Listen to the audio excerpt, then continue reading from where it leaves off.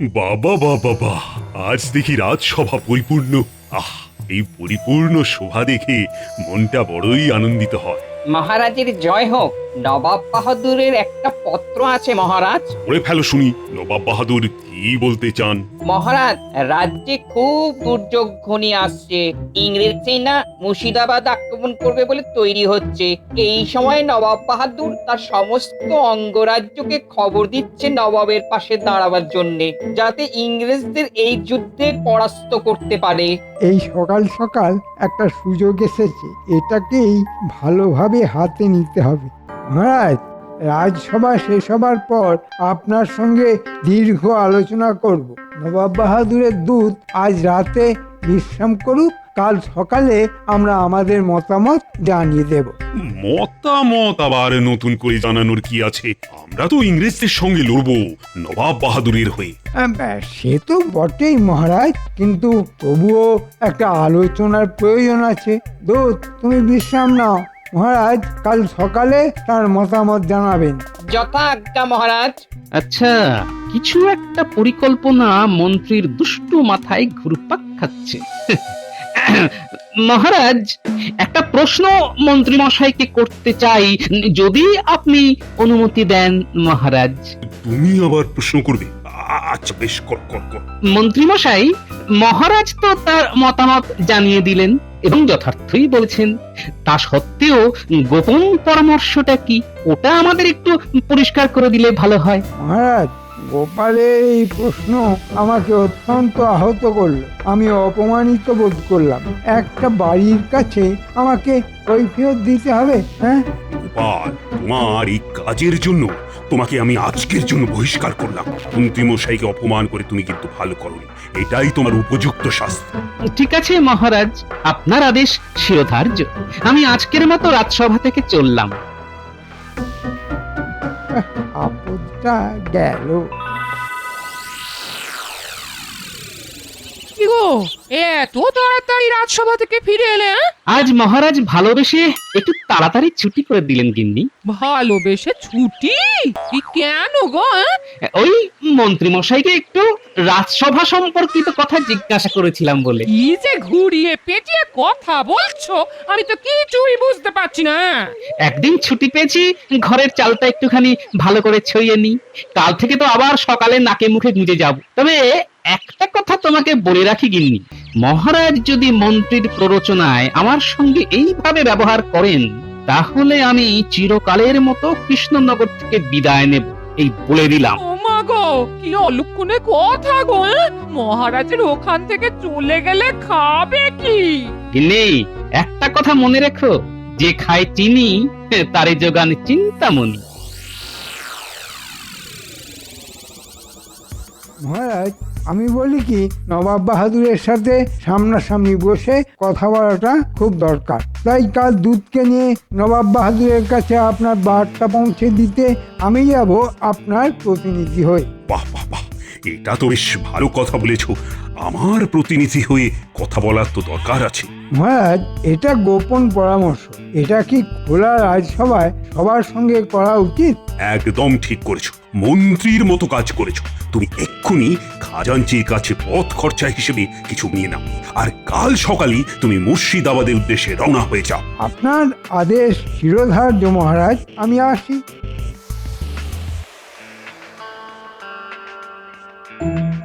আপনি নাকি আজ রাজসভায় গোপালকে বহিষ্কার করেছেন? কেন মহারাজ, গোপাল কি এমন অন্যায় করলো? সীমাহীন অপরাধ রানী। গোপাল প্রশ্রয় পেয়ে পেয়ে মাথায় উঠে দাঁড়িয়েছে, রাজকার্যে বাধা সৃষ্টি করে। আপনি গোপালকে যাই করুন না কেন, গোপাল কিন্তু এই কৃষ্ণনগরের একটা সম্পদ। সেটা আপনি আজকে না বুঝেন, ভবিষ্যতে বুঝবেন। আর এই যে মন্ত্রী, যার প্রতি আপনার এই অগাধ বিশ্বাস, সেটা খুব তাড়াতাড়ি চলে যাবে, এটাও আমি আপনাকে বলে দিলাম।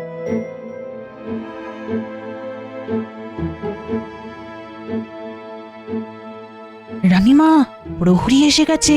প্রহরী, তুমি এক্ষুনি যাও গোপালের কাছে, বলবে কালকে একান্তে আমার সঙ্গে দেখা করতে। আমি রাজবাড়ির মন্দিরে থাকবো, ওইখানে খুব সকালে গোপাল যেন আমার সাথে দেখা করে। ঠিক আছে রানীমা।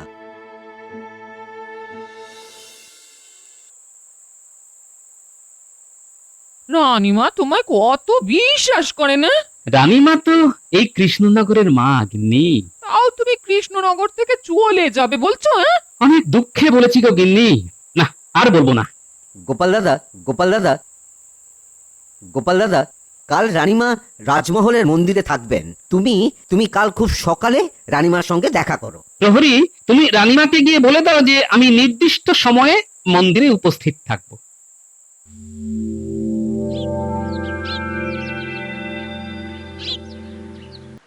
রানীমা, গোপাল দাদা দাঁড়িয়ে আছে। গোপাল এখানে এসো, তোমাকে যেটা বলার জন্য ডেকেছি সংক্ষেপে সেটা বলে দিই। বলুন রানীমা। আমি একটা খারাপ দিক দেখতে পাচ্ছি। মন্ত্রী আজ সকালে মুর্শিদাবাদ গেছে নবাব বাহাদুরের কাছে। জানি না মন্ত্রী মশাইয়ের কি মনের ইচ্ছে। মহারাজ তোমাকে যাই বলুক, কৃষ্ণনগর তোমাকে চায়। তুমি বহুবার কৃষ্ণনগরকে বিপদ থেকে উদ্ধার করেছো, এই বিপদেও তুমি থাকবে। মন্ত্রী পুরুষের কার্যকলাপের উপর আমার ভরসা নেই। আমি তোমাকে অনুরোধ করছি গোপাল।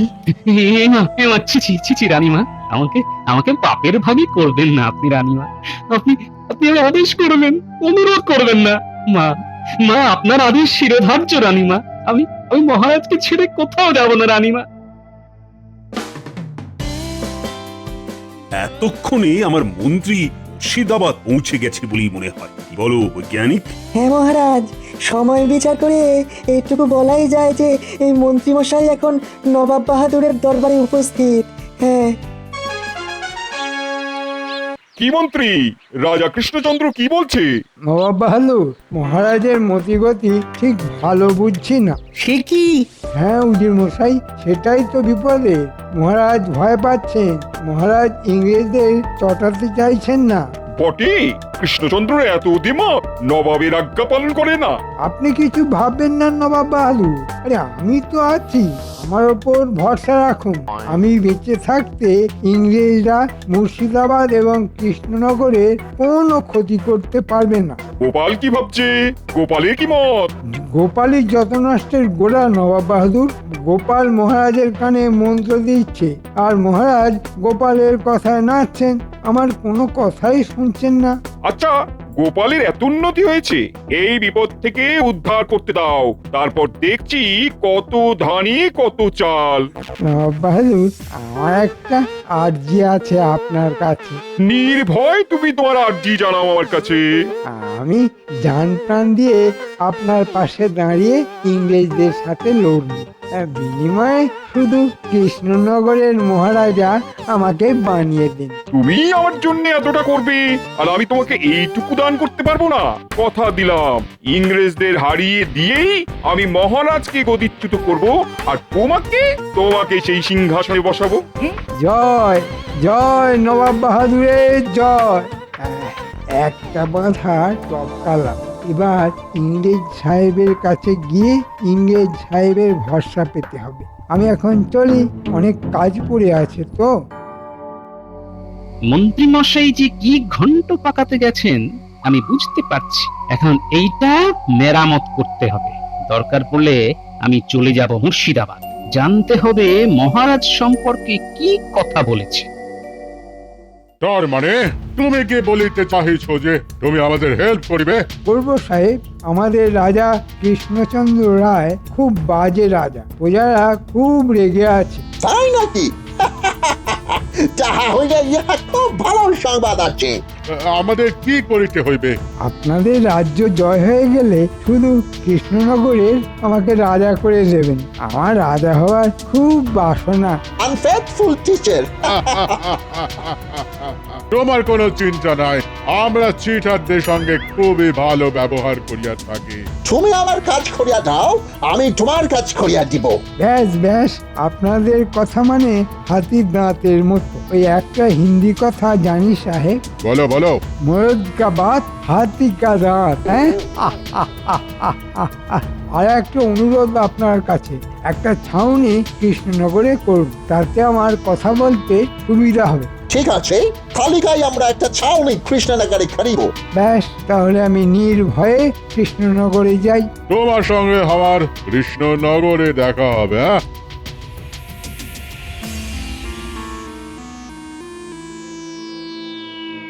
গোপাল, তোমার উপরে আমার অগাধ বিশ্বাস।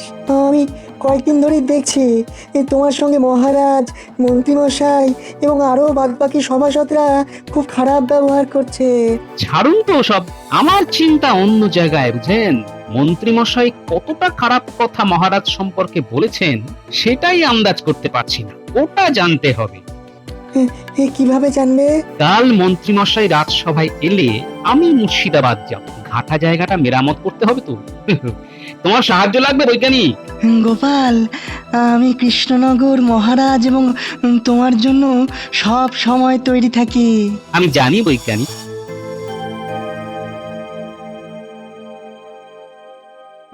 ও মন্ত্রী, আর এই সেনাপতি আজকে অনুপস্থিত কেন? আরে কি হয়েছে, তার কিছু খবর টবর পেয়েছো? মহারাজ, সেনাপতি প্রচন্ড জ্বর, বমি এবং তার সঙ্গে তার হাতে পায়ে জল শুকোচ্ছে না। কেন কেন কেন? হাতে পায়ে জল শুকোচ্ছে না কেন? তার মানে মহারাজ ওই সেনাপতি সকাল থেকেই ঘর বাইরে করছে আর কি, তাই তার হাত পায়ের জল আর শুকোচ্ছে না। তাই তো, এ তো বড় চিন্তার বিষয়।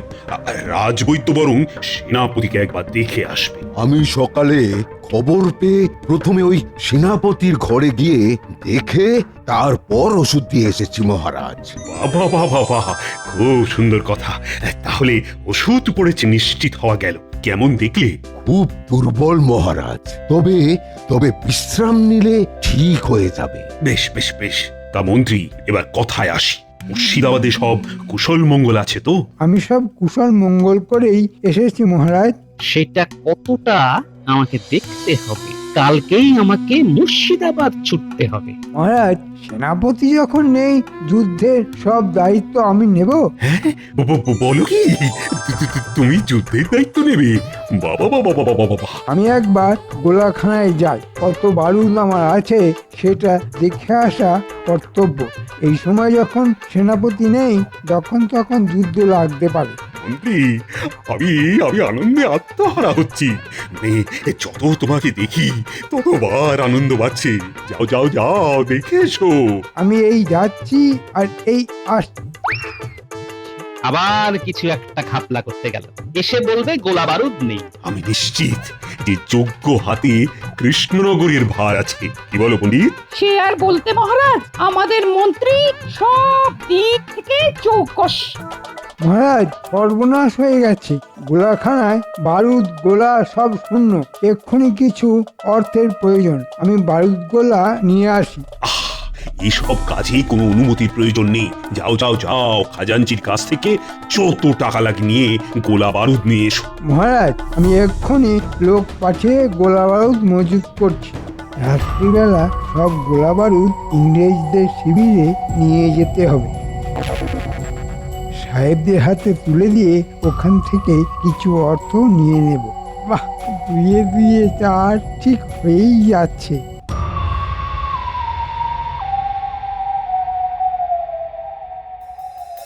বিজ্ঞানী, লঙ্কা এবং গোলমরিচ দিয়ে কি গোলা বানানো যায়? লঙ্কা গোলমরিচ দিয়ে গোলা বানানো সম্ভব। এর মধ্যে আমার আবিষ্কৃত একটা রাসায়নিক দিয়ে দিলেই একেবারে গোলার মতো কামানের মধ্যে দিয়ে ছুটবে। হ্যাঁ, আমি লঙ্কা গোলমরিচের ব্যবস্থা করছি, আর কাল সকালে আমি মুর্শিদাবাদ যাচ্ছি। এই খবরটা শুধু আপনি জানলেন, কেমন? তুমি নিশ্চিন্তে যাও গোপাল।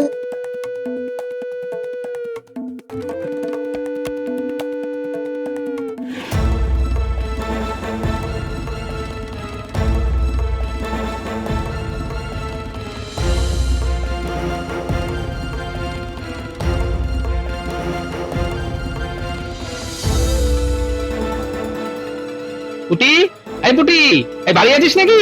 হ্যাঁ, বাড়ি আছি। ভেতরে এসো গোপাল দাদু। কিছু খবর আছে গো গোপাল দাদু। হ্যাঁ, শোন, তোদের সবার সঙ্গে আমার দরকার আছে। প্রথমে কাল থেকে চুপিসারে শুকনো লঙ্কার গোলমরিচ গুঁড়ো করতে হবে, বুঝলি? শুকনো লঙ্কা আর গোলমরিচ? হ্যাঁ, আর পুটি, তুই তোর সব বন্ধুদের বলে দিবি তারা যেন সবাই শুকনো লঙ্কা আর গোলমরিচ গুঁড়ো করতে শুরু করে দেয়। আমার অনেক লঙ্কা গুঁড়ো আর গোলমরিচ গুঁড়ো লাগবে, সব পরে বলবো। তোদের কাজ মন্ত্রীকে চোখে চোখে রাখা, বুঝতে পারলি? বুঝতে পেরেছি গোপাল দাদু, তুমি নিশ্চিন্তে থাকো।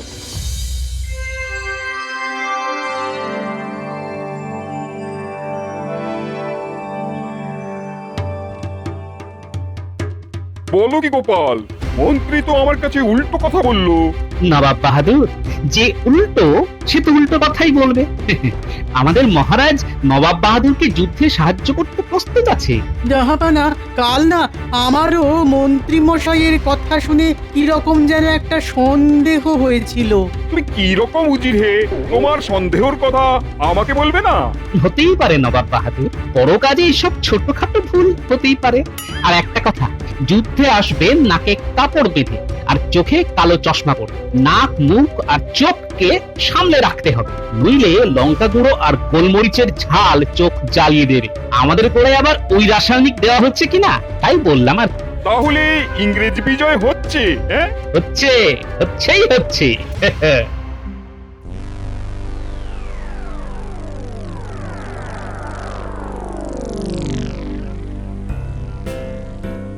আমি একটা উপহার নিয়ে এসেছি সাহেব। তুমি আমাদের উপহার দিতে আসিয়াছ, কি উপহার দিবে? রাজবাড়ির ভেতর থেকে গোলা বারুদ নিয়ে এসেছি আপনার হাতে তুলে দেব বলে। বাহ বাহ বাহ, তুমি বড় ভালো মানুষ আছে, তুমি আমাদের বন্ধু আছে। আমি আমার কথা রেখেছি সাহেব, আপনারাও আপনাদের কথা রাখবেন তো? নিশ্চয়ই নিশ্চয়ই, আমরা চিটারদের খুব খুব ভালো উপহার দিয়ে থাকি। খুব ভালো। কবে আক্রমণ করছেন? আমরাও আক্রমণ করিব কাল বাদ পরশু। মন্ত্রীমশাই সাহেবের ছাউনিতে গেছে, গোপাল দাদু এলেই বলতে হবে। মন্ত্রী মশাই, একটা পদের ধাই লুকিয়ে থাক, মন্ত্রী কোথায় কোথায় যায় আমাদের দেখতে হবে। ওই মন্ত্রীমশাই আসছে, লুকিয়ে পড়। এবার বটা ঘটার বাড়িতে যেতে হবে। শুধু একটা জিনিস খচখচ করছে, গোপাল আজকে রাজসভাতে এলো না কেন? শুনলি তো, চল লুকিয়ে পিছু নি। চল।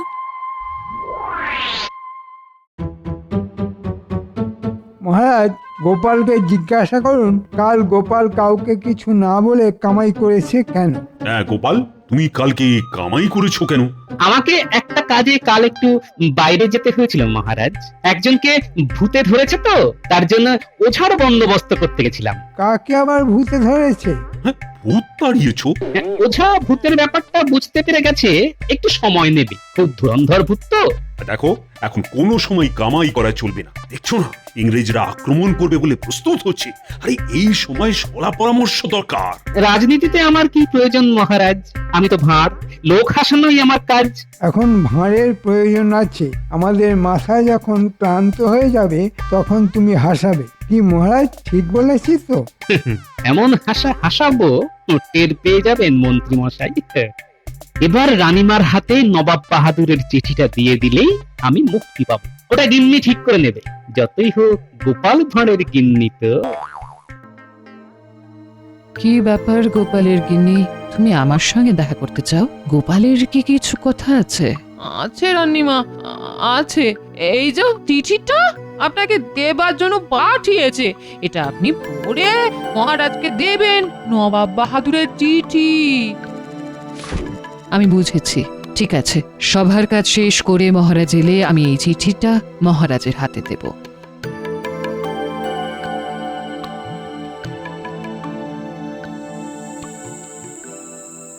ব্যাস, আমার বানর সেনার দল লঙ্কা গুঁড়ো আর গোলমরিচ গুঁড়ো দিয়ে গেছে। হ্যাঁ, আমার গোলাও প্রস্তুত, একটা গোলাই যথেষ্ট।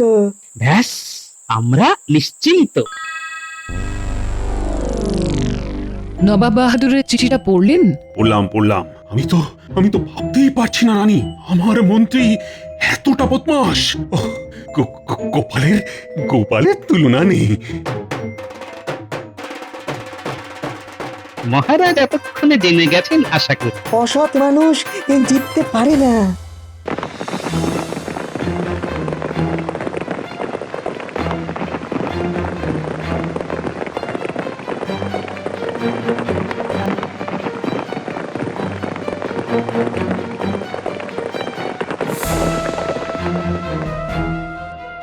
এটা কি হচ্ছে গোপাল? কামানের মানে বোঝো? হ্যাঁ, কামান। মান ছাড়া কামান হয়? গোপাল, সব কামান ঠিকঠাক বসেছে তো? গোপালকে দিয়ে কামানের কি কাজ হবে মহারাজ? গোপাল কামানের কাছে দাঁড়িয়ে থাকবে, তুমি খোলা মাঠে তরোয়াল হাতে লড়বে।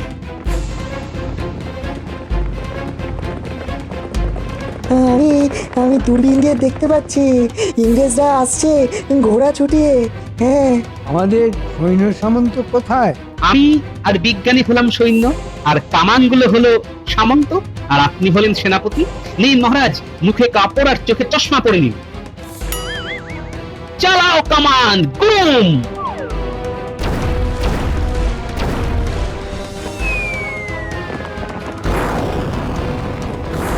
এলো, চোখ মুখ চলিয়ে ঢেকে গেল। Oh my God! কি হইতেছে? It's burning! চোখ মুখ জ্বলছে, যুদ্ধে কাজ নেই। বাড়ি চলো, বাড়ি চলো, বাড়ি চলো। সাহেব, তুমি আমাদের সঙ্গে ভারতীয়দের সঙ্গে লড়তে এসেছো? তুমি জানো না আমাদের বুদ্ধি? দেখো দেখো, আমরা কিরকম নাক মুখ ঢেকে যুদ্ধ করতে এসেছি। সৈন্য সাহেবদের বন্দি করো। মন্ত্রী মশাই, সরি সেনাপতি মশাই, কেমন বুঝছেন? মন্ত্রী এখন বোঝবার অবস্থায় নেই, ওর চোখ নাক কান সব জ্বলছে। ওরে বাবারে, ওরে বাবারে, জ্বলে যাচ্ছে। ওরে বাবা, মন্ত্রী, এবার তোমার কৃষ্ণনগরে রাজা হওয়া তো আর হলো না। গোপালের বুদ্ধির কাছে সাহেবরা কি টিকতে পারে? লঙ্কা গুঁড়োর ঝালে ইংরেজ বেতালে।